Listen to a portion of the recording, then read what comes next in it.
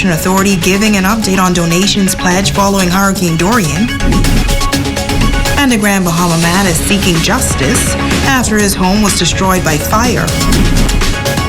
The Bahamas Tonight, the Northern Edition starts now. This is the Bahamas Tonight, Northern Edition.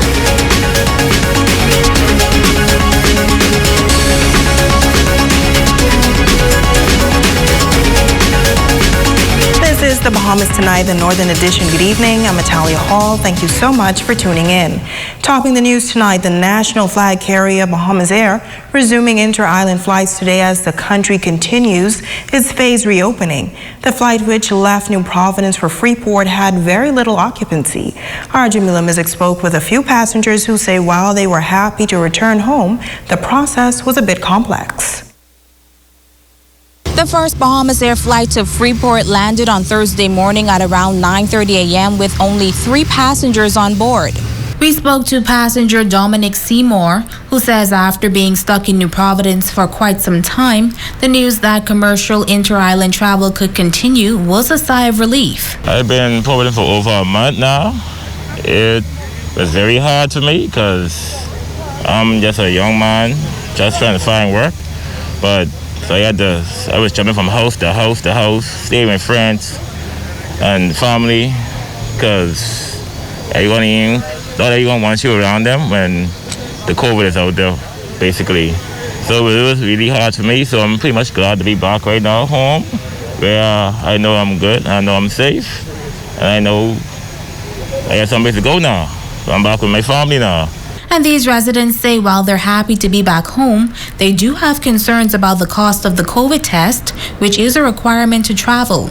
From my understanding, in the States, you don't have to pay for a COVID test. So I don't understand me having to pay for a COVID test, how something put up my nose and that should be for free.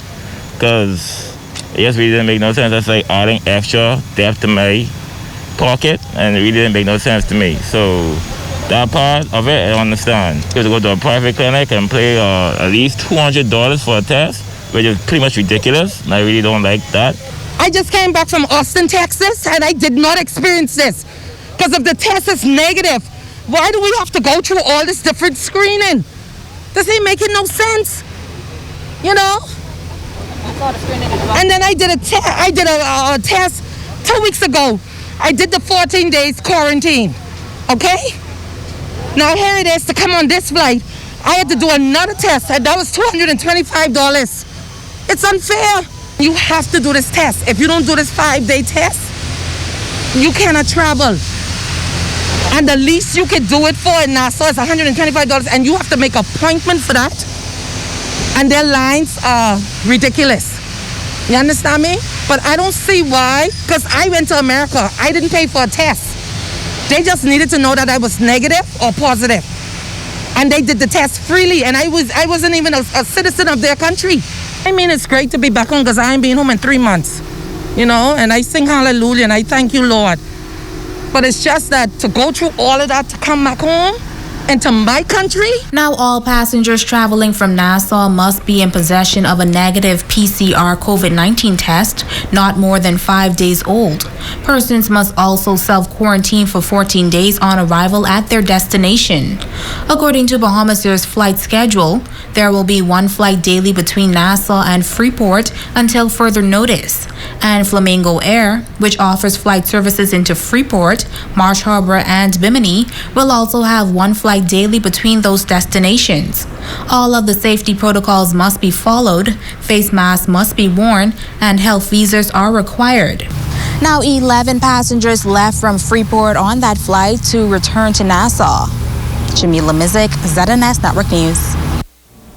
In other news, the managing director of the Disaster Reconstruction Authority setting the record straight tonight on donations pledged following Hurricane Dorian. Concerns have been expressed surrounding pledges made at a conference earlier this year for the restoration of Abaco and Grand Bahama post-Hurricane Dorian. Shashina Farquharson reports. Managing Director of the Disaster Reconstruction Authority, Kay Forbes Smith, providing an update on donations since Hurricane Dorian. Smith clearing the air on the pledge conference that took place earlier this year, adding that there were 49 pledges on the day of the conference back in January, totaling $1.77 billion. If you took out the 1.65 that was pledged by P3, which was a private equity firm, and really what they were doing, they were projects. And I want to say also that a lot of the other pledges were pledges that we probably couldn't even take advantage of. Because sometimes, and I don't want to call out the donor's name because I think it would be inappropriate, but we would have had a pledge from someone, for example, this is an example, who may have said, we will give you $500,000 towards project management. But what it meant was they wanted us to hire them, for example, to be the project managers for a specific project. Or you had someone who said, I'm going to give you $2 million towards a solar grid panel, for example, but they wanted you to engage in a project that would probably cost us about $6 or $7 or even $10 million to even do a particular project. So I hope you're kind of understanding that a lot of people who pledged that day, they pledged to give you something, but you then had to get involved with them also in exchange for a project. Forbes Smith noting that while she was being cautious not to offend donors, it was important for Bahamians to understand the current status of the pledges. She also provided this update. And then when the minister spoke about this $300,000 in cash that was pledged, that was so. But what happened is we received $109,000 of that cash that day. The other $200,000 or so, we have not gotten that cash yet. And that was pledged by a local donor in the Bahamas. And I think a lot of what's going on with some of the monies not coming in has a lot to do with the COVID-19 and where companies find themselves. She explains that despite these challenges, there were some benefits to the pledge conference, as local and international donors are being engaged at this time. So, for example, we have a donor who I'm working with to donate about 2,000 laptops for virtual learning for the schools in the disaster zones in Grand Bahama and in Abaco. We have a donor who has given $200,000 toward the construction of a community center hurricane shelter. We have another donor who's given us $400 for the same project. And we have a couple of other donors that are working with us on the very specific projects. And one of the things that we need to understand as well, and we accept it as an authority, a lot of these donors will match their money with a particular project. So what we've done in the DRA, we have structured gift agreements and concept notes. So the concept notes would speak to a specific project. We send the concept note to the donor. If they like it, they say, okay, we're in.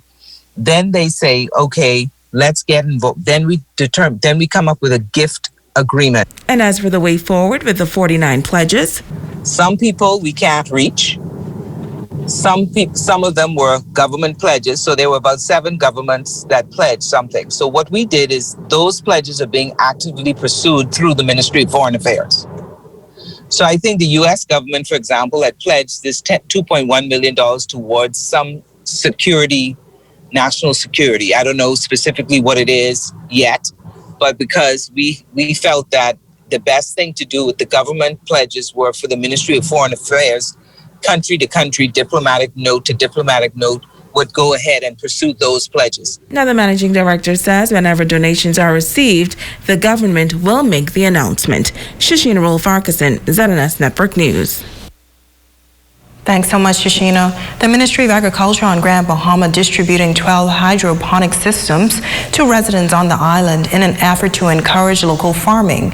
The distribution of these systems are part of the national program that was launched in August, which is one of 3 programs, which is a part of the emergency food plan in response to COVID-19. Jerry Kelly, Agriculture Program Officer at the Ministry of Agriculture on the island, says the 100 systems are expected to be distributed to 9 participating islands.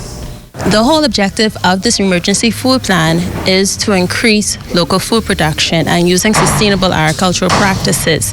So the hydroponics themselves are considered to be climate smart agricultural technologies, and with that we hope that it can sustain any future natural disasters as well. The system that we're using is a tower model, and it has been used throughout the Bahamas, even in Grand Bahama, in Abaco as well as Eleuthera. So it is a proven system for our climate and our conditions as well.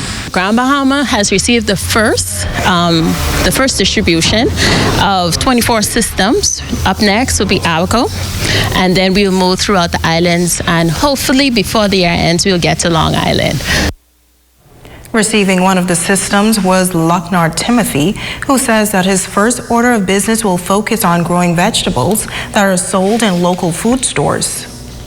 Because I've been growing for about 10 years now, I've been in the agriculture field, I pretty much seen some of the targeted crops, and I want to diversify it to basically grow some of the exotic stuff as well too, to get people to see the different varieties of crops out there, but not just like the beefsteak and the stuff that they used to in the food stores. For me, this is going to be beneficial because I've always been in the field and I realize that there's a lot of money in it, and if we can basically target, for instance, just to think about this, the 9 to 10 folks that are going to be doing this in general, we can basically target a market and produce and take to the farmers market and to make a lot of funds off of this. Like I beekeep as well too, plus the farming, it's basically a market that's untapped, and we're spending almost $1 billion on food every year. That's a market for us to basically get into, and I want to be one of the persons that's basically leading the charge in that. Tonight, a Grand Bahama resident is sharing his heartbreaking story of how he lost his home. The young man's home was destroyed 1 year ago by Hurricane Dorian, and after making repairs, another devastating incident took place. In this report, he's asking for the public's assistance and is calling for justice. Junior Sanford Martin is a resident of the area commonly known as the Back of Town community. His home suffered a major blow due to Hurricane Dorian, and exactly 1 year later, he received a disturbing call while he was off the island working in Walker's Key. I received a call from my neighbor saying that your house is on fire, that you need to come home urgently. He says he chartered a flight home immediately. Came home and went around the house and see that my house was breaking into and maliciously catch a fire by somebody. Martin says no one was home at the time of the incident, which he says was classified as arson. He says he's still in shock that someone would deliberately set his home on fire. I've been here all my life. From the age of 10, my mom used to work for like $50 a week to take care of like 4 of us, and as a young man growing up, I didn't want to see my mom in a rent house all her life, so I make it my duty to go out there and wash car, push trolley, and do whatever it takes to make money and make an honest living. I never go out and do wrong to people, like do something like this, because I don't know what would have a person to come and destroy your home like that, where you put all in. Why would you do that? Family friend Sally Wilson says she feels heartbroken over what happened to Martin. I'm very hurt about it, because there it is. This is a young man who, he is a very nice person, hardworking, very kind-hearted and ambitious. And to see someone would come and do something like this, something when you work so hard to attain a home, which is a very important thing in one life. While emotional, Martin says this is an extremely difficult period for him, and he needs some assistance with repairing his home. My little savings that I have, not much, is not going to take me far, but I would like to get some assistance, like some building material, and I can mostly do the work for myself. It's hard. Sometimes I feel like just giving up, but I don't know. I don't know. I don't know. It's hard, but I can be strong and show them I'm bigger than that. I mean, I don't know. I don't know. Now the homeowner is offering a reward and is asking anyone who may have information about the person or persons responsible for this crime to contact their nearest police station.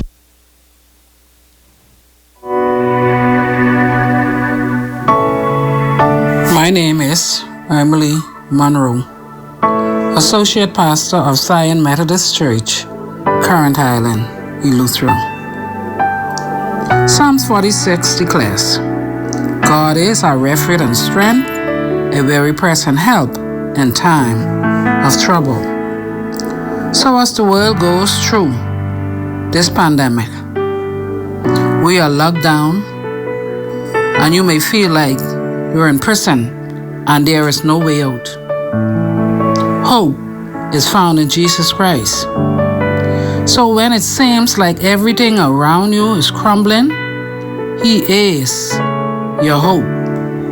Remember that even in the midst of destruction, God is still your refuge and strength. Put your trust in Him. When the landlord serves an eviction notice, trust God to make a way out of no way. No doubt someone is listening to me today have lost a family member to COVID-19. Yes, you can find hope in Jesus Christ. Someone may ask the question, how can I hope when everything around me is fading away? In Job chapter 1, he was tested and lost everything he had. But in chapter 14, verses 10 to 17, everything was restored. People of the Bahamas, trust God. He is a God of more than enough. For this is the day that the Lord has made, and we will rejoice and be glad in it.